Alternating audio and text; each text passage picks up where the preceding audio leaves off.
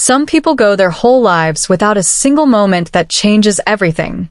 She had hers on a Tuesday morning at 6:47 a.m. The highway was empty. Just one truck carrying construction workers heading to a job site 3 hours north. And her, driving home after a 12-hour nursing shift at County Memorial. She was tired, the kind of tired that lives in your bones. But she'd seen tired before. She'd been tired for 3 years straight, ever since the accident that took her husband. If you've ever worked a night shift, you know that kind of exhausted. Drop a blue heart if you get it. She didn't see the other vehicle coming. Nobody did. A semi-truck, driver asleep at the wheel, crossed 3 lanes in 4 seconds.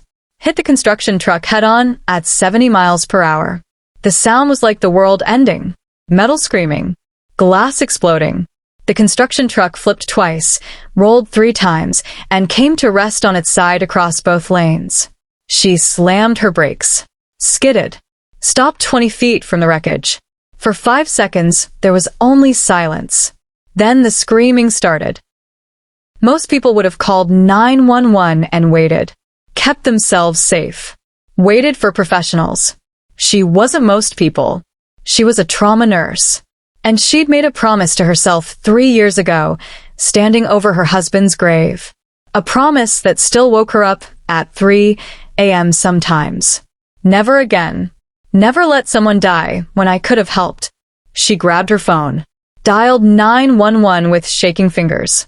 Multiple vehicle accident, Highway 40, mile marker 167. Construction truck overturned. I count at least 10 passengers. Send everything. Then she ran toward the screaming. The truck was on its side like a dying animal. Diesel fuel leaked across the asphalt. One wrong spark and everything would ignite. She didn't think about that. She thought about the men inside. The first one she reached was hanging upside down from his seatbelt, blood running down his face. Young. Maybe 23. Eyes wide with panic. I can't feel my legs, he gasped. I can't feel my legs. She took his face in her hands. Made him look at her. Listen to me. Look at my eyes. You're in shock. Your legs are there. I need you to stay still. Help is coming. Can you do that for me? He nodded, tears streaming. She moved to the next one. This is what people don't understand about emergencies, about disasters, about the moments when everything falls apart. There's no time for fear. There's only the next thing, and then the next thing, and then the next thing. She triaged like she'd been trained. Red tags for critical, yellow for serious, green for stable. She had nothing but her voice and her hands and 3 years of grief that had taught her something important. Life is fragile and precious, and you fight for it with everything you have. The second man had a compound fracture, bone through skin. She used his shirt as a pressure bandage. The third man was unconscious but breathing. She checked his airway, positioned him in recovery, moved on. The fourth man was crying for his mother. The fifth was silent, in shock, staring at nothing. The sixth was trying to climb out and making his injuries worse. The seventh was helping the sixth and needed help himself. The eighth was the oldest, maybe 50, and he grabbed her wrist as she passed. My son, he said. My son is in the back. Please. Common trigger. This father's voice would haunt anyone. Type prayers if you're feeling this. She nodded. I'll find him. The ninth man was the son, trapped under a seat, conscious, terrified. She had to crawl through broken glass to reach him. Cut her hands. Didn't notice. What's your name? She asked. Marcus. Marcus, I'm going to get you out. But I need you to trust me. Can you do that? Yes. Good. Because we're both going to walk away from this. You're going to see your dad again. And someday you're going to tell your own kids about the craziest Tuesday morning of your life. She freed him using a piece of torn metal as a lever. Pulled him out. Passed him to his father. 9 men. 9 lives. All stable. All going to make it. And then she heard the voice from the front of the truck. The front cab was crushed. Folded like paper. She didn't think anyone could have survived up there. But someone had. Help. The voice was quiet, Controlled. the kind of voice that was used to being heard without shouting. Is anyone there? She climbed up the side of the overturned truck, looked down through the shattered windshield. A man. Mid-40s. Dark hair going silver at the temples. Expensive suit torn and covered in blood. Trapped from the waist down by the dashboard. But his eyes were clear, sharp, focused. He looked up at her, and something in his expression made her breath catch. It wasn't fear. It wasn't panic. It was assessment. Like, even trapped and bleeding, he was analyzing the situation, calculating odds, planning solutions. The fuel, he said calmly. It's everywhere. You need to get those men away from the vehicle. She stared at him. You're crushed under a dashboard and you're worried about evacuation protocol? Someone should be. She climbed down into the cab. It was tight, barely room to move. The smell of diesel was overwhelming. What's your name? She asked. Does it matter? It does to me. He studied her for a moment. James. James, I'm going to get you out. But I need to check your injuries first. I'm a physician, he said. Or I was. 20 years ago. Before I moved into administration. She paused. You're a doctor? Trauma surgery. I know what you're thinking. I know how bad this looks. And I know we have maybe 10 minutes before this entire truck goes up. Then we better work fast. This is the moment that changed everything. Though neither of them knew it yet. She assessed his injuries with hands that had studied from muscle memory. 3 broken ribs. Possible internal bleeding. Both legs pinned. He needed extraction equipment. Needed a team. Needed a hospital. But they had 10 minutes and diesel fumes and the sound of distant sirens that weren't close enough. Talk to me, she said as she worked. Stay conscious. About what? Anything. Your day. Your life. Your favorite color. I don't care. Just keep talking. He almost smiled. This is the worst first date I've ever been on. She laughed. Actually laughed. In that crushed cab with death hovering and diesel everywhere. Who says it's a date? You're holding my hand. That's usually third date material at minimum. She looked down. She was holding his hand. She hadn't even realized. She didn't let go. Sirens filled the air. Fire trucks. Ambulances. Police. The professionals had arrived. She started to pull away, but his hand tightened on hers. Wait, he said. The paramedics are here. They'll extract you properly. They have the equipment. I know. But before you go, before this moment ends and we go back to being strangers, I need to say something. She waited. Thank you. For not leaving. For staying. Most people would have run. Most people aren't nurses. Most people aren't you. Something passed between them in that moment. Something neither could name. It wasn't attraction. Not yet. It was recognition. 2 people who understood something about the world that most people didn't. That life was fragile. That it could end in a heartbeat. That every moment mattered. She squeezed his hand once. Then climbed out as the fire crew moved in with extraction equipment. She supervised as they freed him, rode in the ambulance to the hospital, made sure all 10 men were stable. Then she went home, showered the blood off, and didn't think about James for the rest of the day. She told herself she didn't. 48 hours after the crash, she was back at County Memorial. Her shift rotation. Her normal life. Except nothing felt normal anymore. She'd been through trauma before. Seen accidents. Saved lives. That was her job. Her calling. But something about this one had burrowed under her skin. Maybe it was the way James had stayed calm even while crushed. Maybe it was the way he'd held her hand. Maybe it was the way he'd looked at her, like he could see past the nurse uniform and the tired eyes to something deeper. Or maybe it was simpler than that. Maybe it was because he reminded her of what she'd lost. Her husband had been calm in emergencies too. Had been the person everyone turned to when things fell apart. She'd loved that about him. That steadiness. That strength.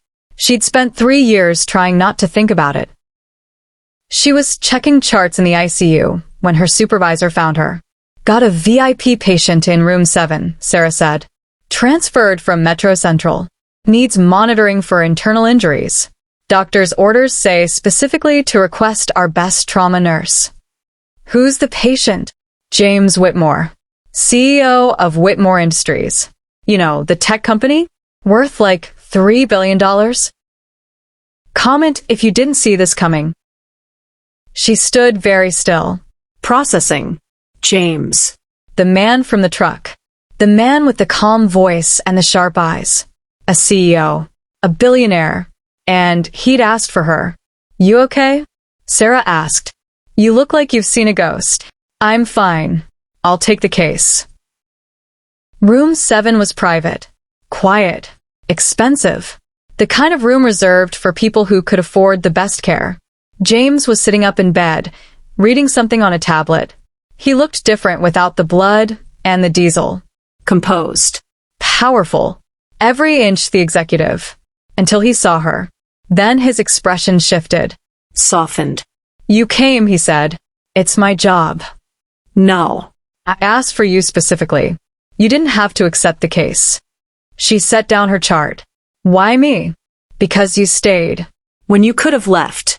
When you should have left. That's what nurses do. No. His voice was firm. That's what you do. There's a difference. She checked his vitals. Changed his documented his pain levels. All business. All professional. But she felt his eyes on her the entire time. You're angry, he said finally.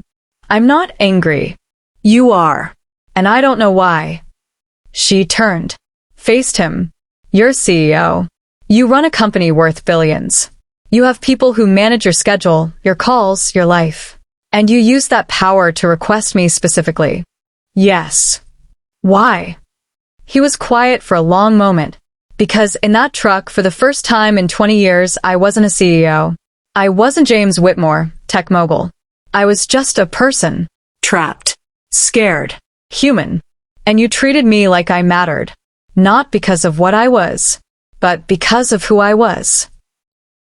She felt something crack in her chest. A wall she'd built very carefully over 3 years. Everyone matters, she said quietly. I know. But not everyone believes it. You do. I saw it. The way you talked to those construction workers. The way you held that young kid's face and promised him his legs were there. The way you crawled through broken glass for a stranger. That's my job. No. That's your soul.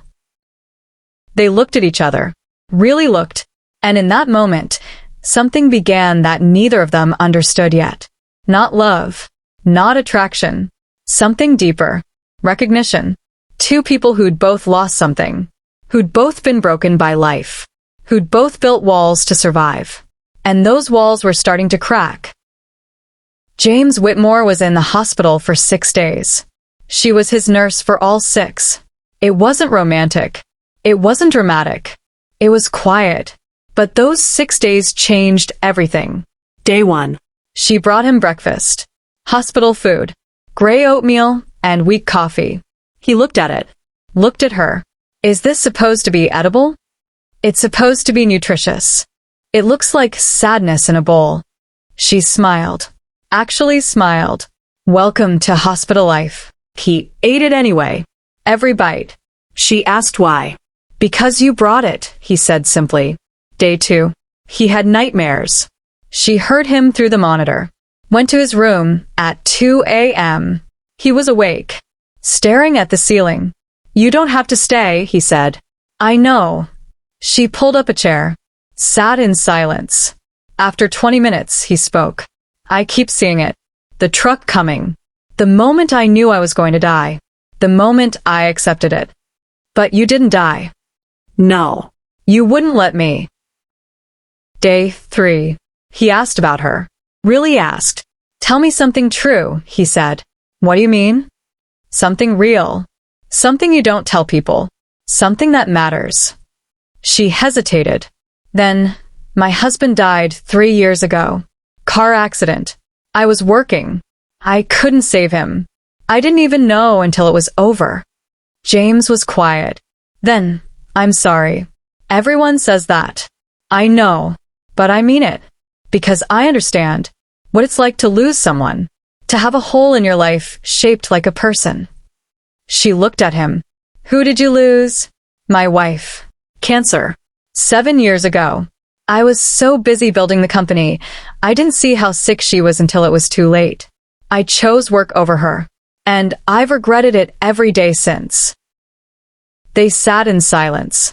Two broken people. Two hearts that had learned to survive instead of live. But something was different now. They weren't surviving alone anymore. Day 4. His company started calling, demanding his attention. Crisis after crisis. She watched him handle it all from his hospital bed. Calm. Controlled. Decisive. Don't you ever just stop? She asked. Stop what? Being the CEO. Being the person everyone needs. Don't you ever just be James? He looked at her for a long time. I forgot how. Maybe it's time to remember. Day 5. She brought him real coffee. From the shop across the street. Dark roast. No sugar. How did you know how I take it? He asked. I'm a nurse. I observe. He sipped it. Closed his eyes. This is the best thing I've tasted in a year. It's just coffee. No. It's someone caring enough to notice. Day 6. He was cleared for discharge. Healthy enough to recover at home with a private nurse. She finished his final examination. Signed his discharge papers. This is it, he said. Yes. I'll never see you again. She paused. Probably not. I don't want that. James. I know this is impossible. I know I'm a patient, and you're a nurse, and there are rules and ethics, and 1,000 reasons why this is inappropriate. But I need to say it anyway. He took her hand. These 6 days. These conversations. These moments. They've meant something to me. You've meant something to me. And I hope, that maybe I've meant something to you too. She could have said no. Should have said no. It was against every professional boundary she had. But 3 years of grief had taught her something. Life was short. Moments mattered. And sometimes the safe choice wasn't the right choice. You have, she whispered. You have meant something. He smiled. Really smiled. And it transformed his face. Then have dinner with me. One dinner. No pressure. No expectations. Just two people who've been through something together. Who understand each other. She knew she should say no. She said yes. The restaurant was small. Intimate. Not the kind of place a billionaire CEO usually went. That was on purpose. James had chosen it specifically. Somewhere quiet. Somewhere they could just be two people. She arrived early. Nervous. She'd changed outfits 4 times. Settled on simple. A dress she'd bought years ago. Before the grief. Before the walls. James arrived exactly on time. He was using a cane. Still recovering. But he stood when she approached. You look beautiful, he said. You look like you should be in bed. I've been in bed for 6 days. I'm done with beds. They sat. Ordered wine. Didn't drink it. The conversation was easy. Natural. Like they'd been doing this for years. He told her about growing up poor. Working his way through medical school. The moment he realized he was better at business than surgery. She told him about becoming a nurse. About her husband. About the promise she'd made at his grave. You said you'd never let someone die when you could help, James said quietly. That's why you ran toward the crash. Yes. You know that's impossible, right? You can't save everyone. I know, but I have to try. They talked for 3 hours. About everything. About nothing. About loss and grief, and the way the world keeps turning even when your heart is broken. About second chances and new beginnings, and whether it was possible to love again after losing everything.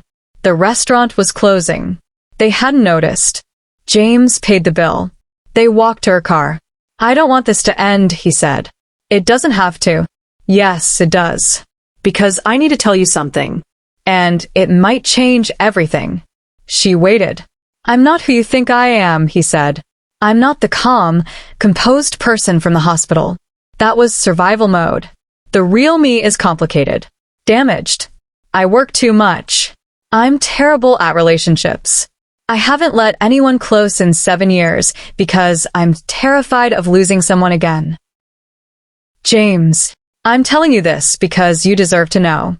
Before this goes any further, before we cross a line we can't uncross, I'm a mess.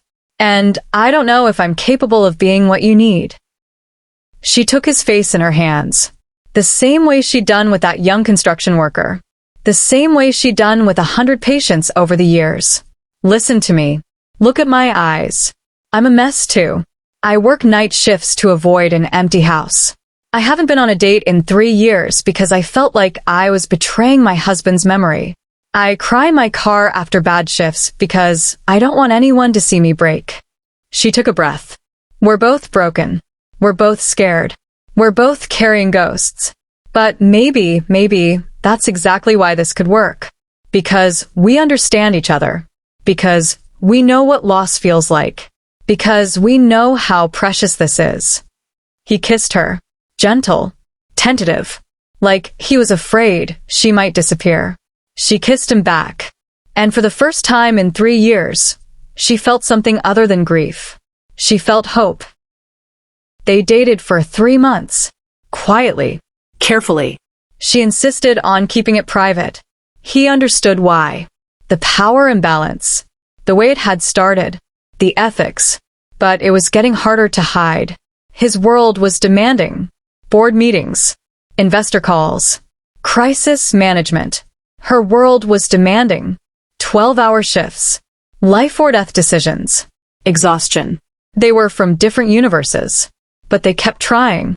The first fight. It happened after she canceled their 4th date in 2 weeks.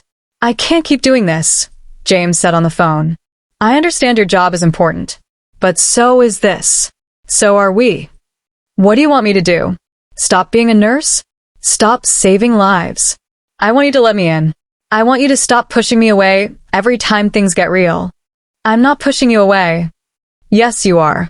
Every time we get close. Every time I try to talk about the future. You find an excuse. You pull back. You hide behind your job. She hung up. Cried. Went to work. Saved 3 lives that night. Went home to an empty house and realized James was right. She was hiding. Behind her job. Behind her grief. Behind the walls she'd built. But she didn't know how to stop. The second fight. His board of directors found out about her. About them. They weren't happy. You're the CEO of a multi-billion-dollar company, his chief legal officer said. You can't date a nurse. Think about the optics. Think about the liability. She's not a nurse. She's inappropriate. She's beneath your station. She's a distraction you can't afford. James fired him on the spot. But the damage was done. The whispers started. The press noticed. She saw the headlines. Tech billionaire's mystery woman. Who is she? Whitmore CEO slumming with healthcare worker? Is this romance or reputation suicide? She called him. We need to talk. They met at her house. First time he'd been there. This isn't going to work, she said. Don't do this. Look at those headlines, James. Look at what they're saying about me. About us. I don't care what they say. But I do. I'm not built for this. For photographers and gossip and people analyzing every part of my life. I'm just a nurse. I save lives. I go home. I'm not your world. He took her hands. And for the first time since she'd met him, she saw him cry. You're right, he said. You're not my world. You're my air. You're the reason I remember how to breathe. And I know this is hard. I know my life is complicated. But I also know that I've spent 7 years being half alive, going through the motions, surviving instead of living. And then you showed up, in that truck, covered in blood, refusing to leave, refusing to give up. And you reminded me what it feels like to be human. He wiped his eyes. So yes, the headlines are awful. And yes, my board is furious. And yes, this is the most complicated thing I've ever done. But I don't care. Because losing you would be worse than any headline. Worse than any scandal. Worse than anything. She was crying too now. I'm scared. So am I. What if we fail? What if we don't? She kissed him, and in that kiss was everything she couldn't say. All the fear, all the hope, all the love she'd been too scared to acknowledge. They stayed together that night, talked until dawn, made a plan. They would face his world together. Face the headlines. Face the judgment. Because some things were worth fighting for. Some people were worth fighting for. 3 weeks later, everything fell apart. James collapsed during a board meeting. Rushed to county memorial. Internal bleeding from the accident. Complications they'd missed. She wasn't on duty. But Sarah called her. You need to get here. Now. It's James. She broke every speed limit. Ran through the hospital. Found him in emergency surgery. Critical. Unstable. 50-50 odds. She scrubbed in. Against policy. Against rules. But the surgeon was her friend. Knew what James meant to her. You sure about this? Dr. Chen asked. I have to be there. If he dies. He won't. I won't let him. Comment survive if you're praying right now. The surgery took 6 hours. She stood beside Dr. Chen. Handed instruments. Monitored vitals. Willed James to live with every breath. There was a moment, 3 hours in, when they lost him. His heart stopped. Flatline. The sound that every medical professional dreads. Paddles, Dr. Chen ordered. Clear. Shock. Nothing. Clear. Shock. Nothing. Again, she said, her voice breaking. Again. Dr. Chen looked at her. It's been 2 minutes. He's gone. No. Again. Do it again. Dr. Chen shocked him again, and James's heart stuttered. Caught. Beat. He came back. Against the odds. Against probability. Against death itself. He came back. The surgery continued. They stabilized him. Closed him up. She stayed beside him in recovery. Held his hand. At 3 a.m., his eyes opened. Hey, he whispered. She sobbed. I couldn't help it. 3 years of grief. 3 months of hope. 6 hours of terror. All of it poured out. You died, she said. You died and I couldn't. But you brought me back. Dr. Chen brought you back. No. He squeezed her hand. You did. I heard you. In the darkness. Screaming at me to come back. So I did. They stayed like that. His hand in hers. Her head on his chest. Listening to his heartbeat. The heartbeat she'd fought death for. Marry me, he said. She lifted her head. What? Marry me. I know it's crazy. I know it's too soon. I know all the reasons why we should wait. But I died today. And the only thing I regretted was not asking you sooner. James. I don't need an answer now. But I need you to know. You're it for me. The person I want to wake up next to. The person I want to fight with and make up with and grow old with. The person I want to be brave for. She kissed him. Tasted tears. Hers or his, she didn't know. Ask me again, she whispered. When you're not on morphine. He smiled. Deal. James recovered. Slowly. Painfully. But he recovered. His company faced a crisis while he was out. A hostile takeover attempt. Investors threatening to oust him as CEO. They used his relationship with her as ammunition. He's distracted. Unstable. In love with a woman who's dragging him down. The board gave him an ultimatum. Her or the company. He didn't tell her about the ultimatum. Not for 3 days. But she found out anyway. Overheard a conversation. Read an email she wasn't supposed to see. She confronted him at his penthouse. First time she'd been there. You were going to choose me, she said. Weren't you? You were going to give up everything for me. In a heartbeat. That's the stupidest thing I've ever heard. He looked shocked. What? James, you built that company. It's your legacy. Your life's work. And you were going to throw it away for a relationship that's 3 months old. It's not just any relationship. I know. But that doesn't mean you get to martyr yourself. That doesn't mean you get to sacrifice everything you've built. They fought. Really fought. Voices raised. Walls coming down. What do you want me to do? James shouted. Choose the company? Choose money and power and success? I've done that. I chose work over my wife, and she died alone. I'm not making that mistake again. I'm not asking you to choose work over me. I'm asking you to choose both. To find a way to have the company and have us. The board won't allow it. Then change the board. It's not that simple. Yes, it is. You're James Whitmore.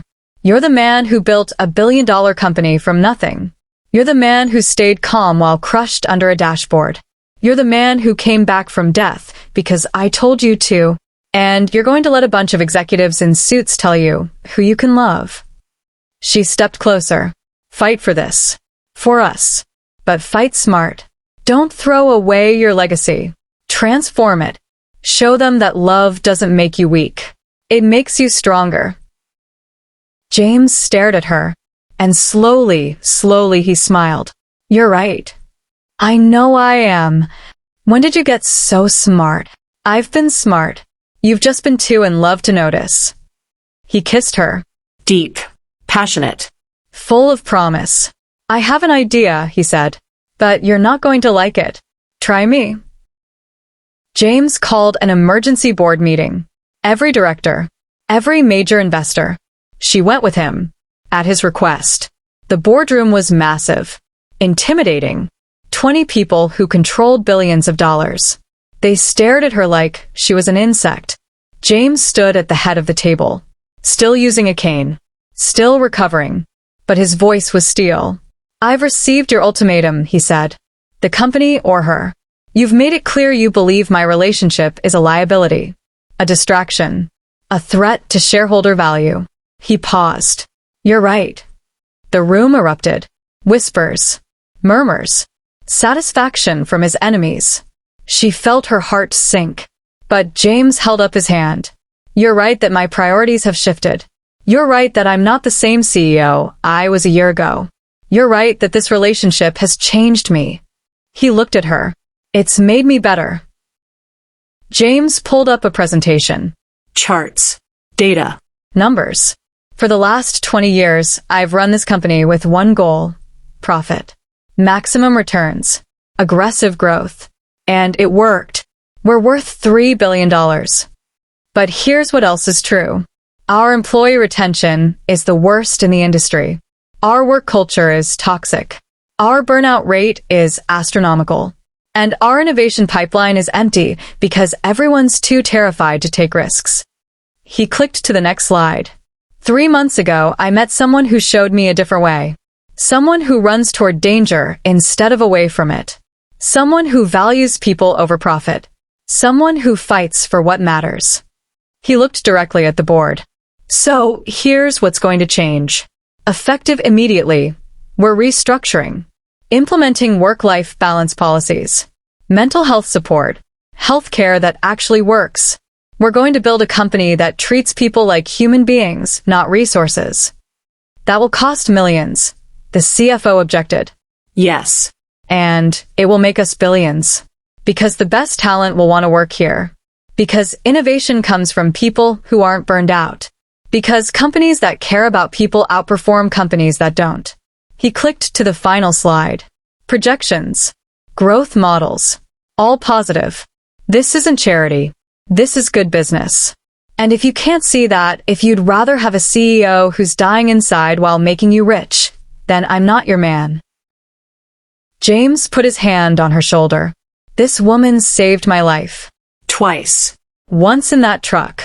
Once on an operating table when my heart stopped. And she's teaching me how to save myself. How to be more than a title. More than a bank account. More than a legacy written in profit margins. His voice softened. So here's my answer to your ultimatum. I choose both. The company and her. And if you can't accept that, then I'll walk. I'll start over. Build something new. Something better. Because I've learned something these past few months. What's that? The chairman asked. That life's too short to spend it with people who don't understand what matters. The board voted. Right there. Secret ballot. 15 minutes that felt like hours. The chairman counted the votes. His face unreadable. Finally, he looked up. The board has voted. 12-8. In favor of accepting your new direction. Contingent on quarterly reviews and performance metrics. James nodded slowly. Acceptable. But Mr. Whitmore, understand this. We're trusting you. Don't make us regret it. I won't. Because I'm not doing this alone anymore.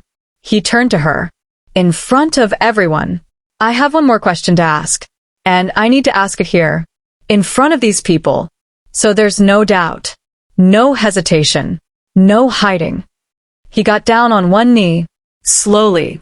Painfully. The cane clattering to the floor. And he pulled out a ring. I told you I'd ask again when I wasn't on morphine. I'm stone cold sober. Clear-headed. Completely sure. She was crying. Couldn't help it. You saved my life. You challenged me. You made me want to be better. You showed me that strength isn't about never breaking. It's about breaking and choosing to heal. His voice cracked. I don't have pretty words. I don't have poetry. All I have is the truth. I love you. I want to spend every day I have left making you happy, building a life with you, growing old with you, being brave enough to be vulnerable, strong enough to be soft. Will you marry me? The boardroom was silent. 20 executives, $20 billion decision makers, all waiting for a nurse to answer a CEO's proposal. She looked at him, really looked at him. This man who'd been crushed under a dashboard and stayed calm. This man who died and come back because she'd asked him to. This man who was willing to risk everything for love. And she thought about her husband, about the promise she'd made at his grave. Never let someone die when I could help. But maybe that promise meant more than she'd thought. Maybe it meant living too.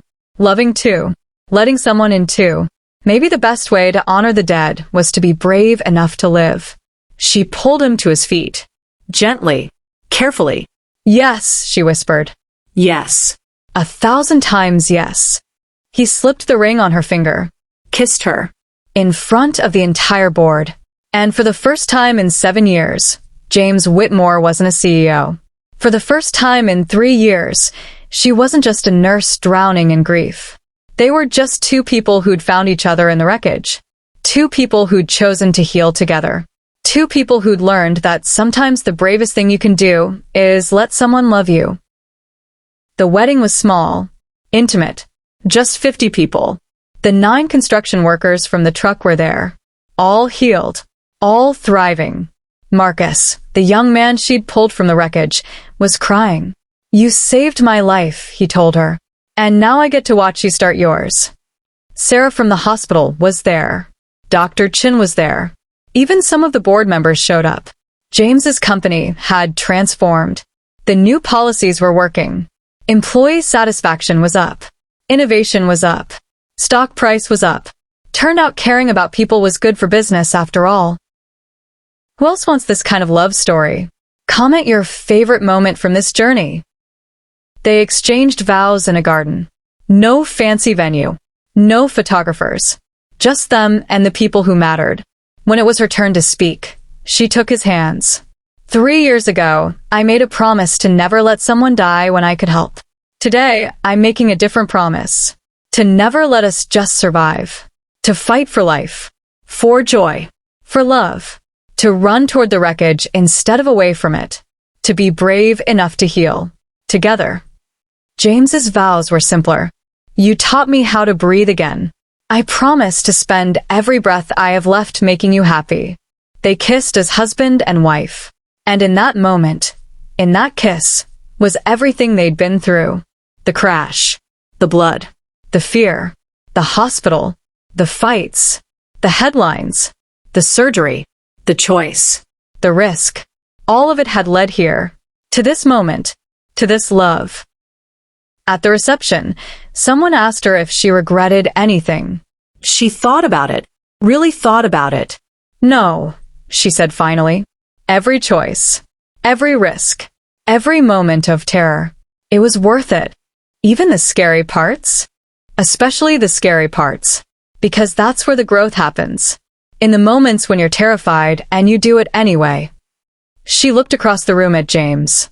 He was talking with Marcus and the other construction workers, laughing, genuinely happy. Life is short, she continued, and unpredictable, and sometimes it crushes you, literally. But if you're really lucky, you find someone who makes you want to keep going, who reminds you what it means to be alive. She smiled. I'm lucky. 2 years after the wedding, she got a call. Highway 40, multi-car pileup.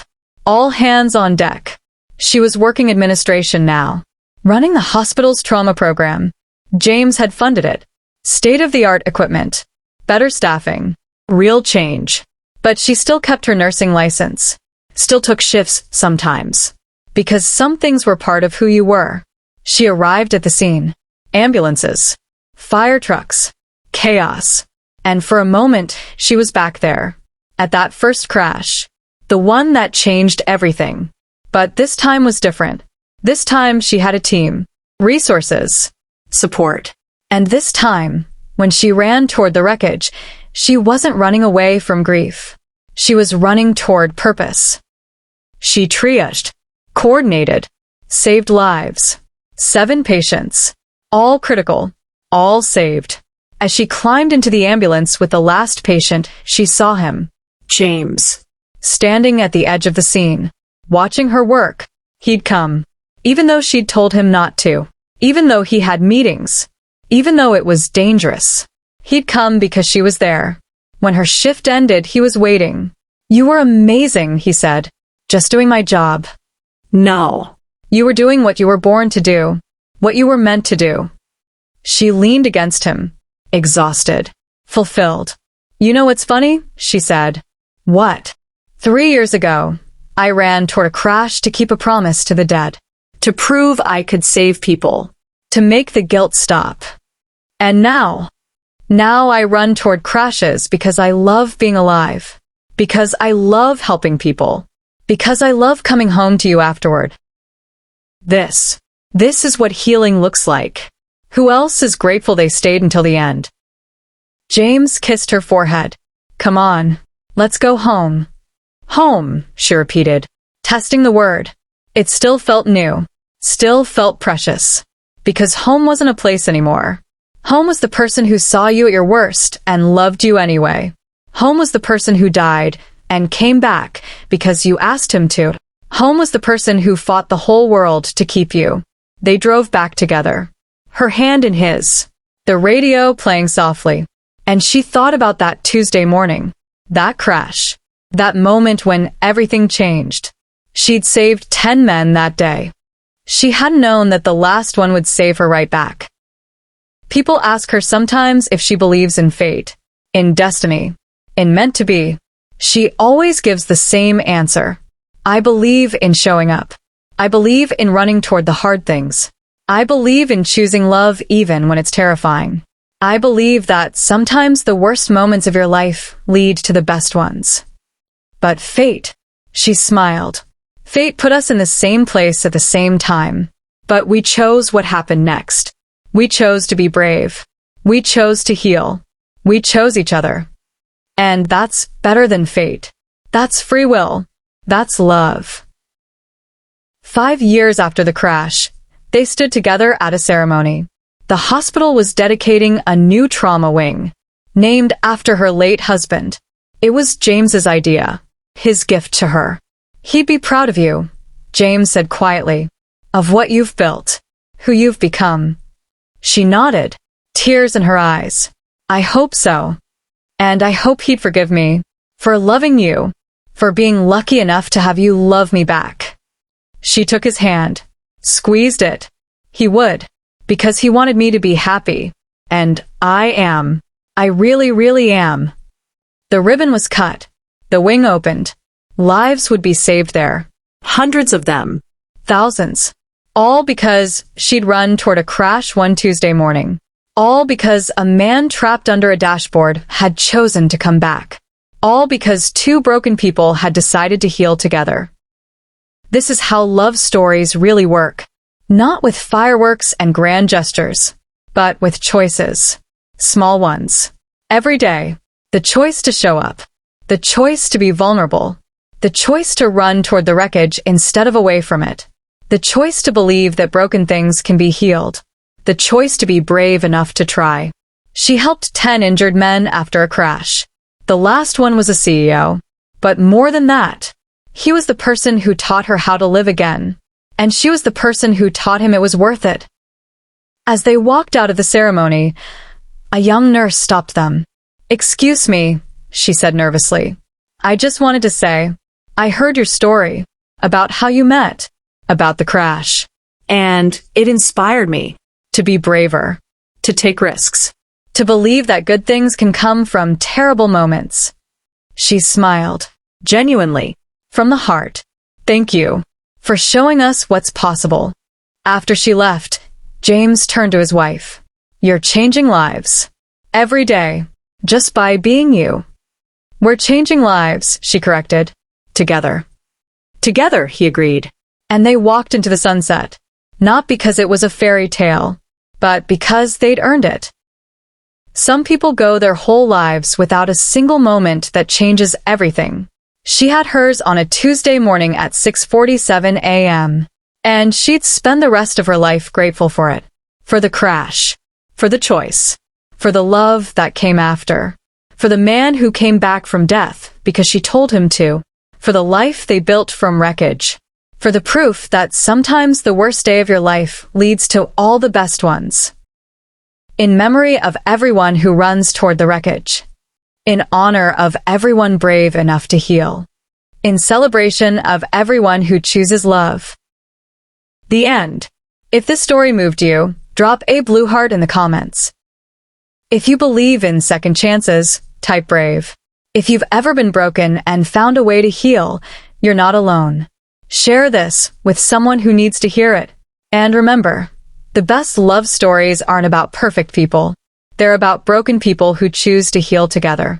Thank you for staying until the end. Your next great chapter is waiting.